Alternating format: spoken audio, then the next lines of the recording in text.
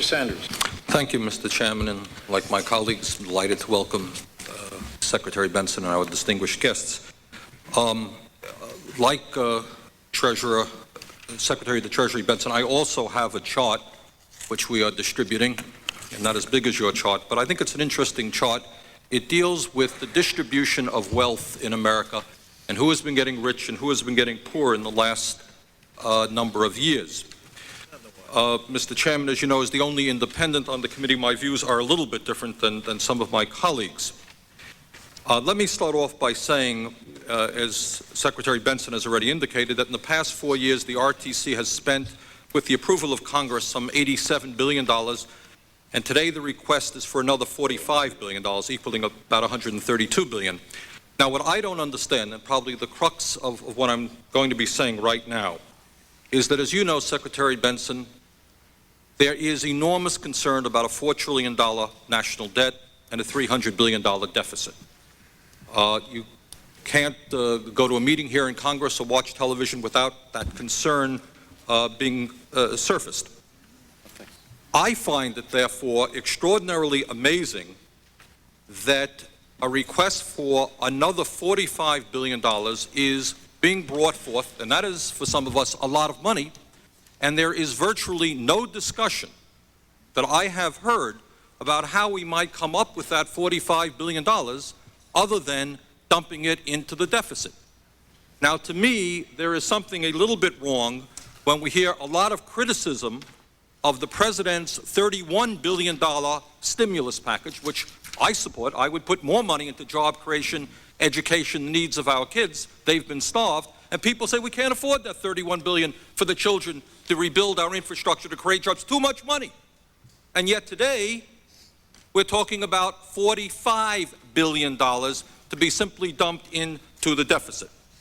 Now, obviously, I agree with Secretary Bentsen that this is a sum of money, that the depositors must be compensated. The faith and credit of the United States is at stake, and nobody, I think, would suggest that that money not be forthcoming. But I think the $64 question is, how do you raise that $45 billion? The chart that I have distributed says what I think most people know, is that over the last few years, the wealthiest people, in fact, have made out like bandits, and most other people have seen a decline in their standard of living. The chart comes from a study done by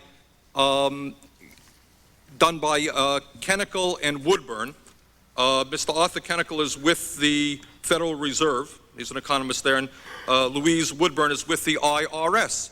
And what do they tell us? What they tell us is that between a 6-year period, 83 and 89, the wealthiest 0.5% saw an increase in the percentage of wealth that they hold in this country from 24% to close to 29%.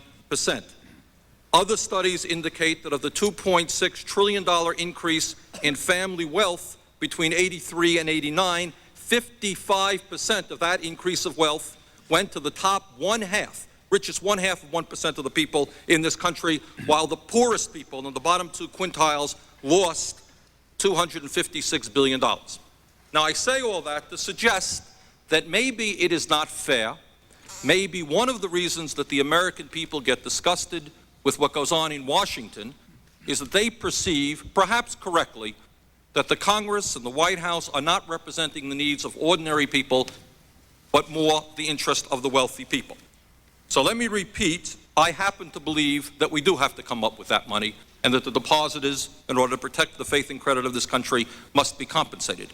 My concern is that we must come up with a progressive and fair mechanism to raise that $45 billion and not simply dump it into the deficit and ask working people and poor people and family farmers who are going out of business and senior citizens who have seen cutbacks in Medicare. I don't think that those people should be asked to pay for this bailout.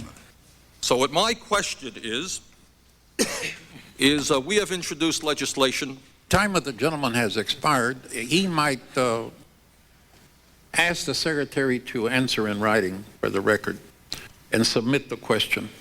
Okay. The gentleman has, his time has expired, and we recognize Mr. Klein.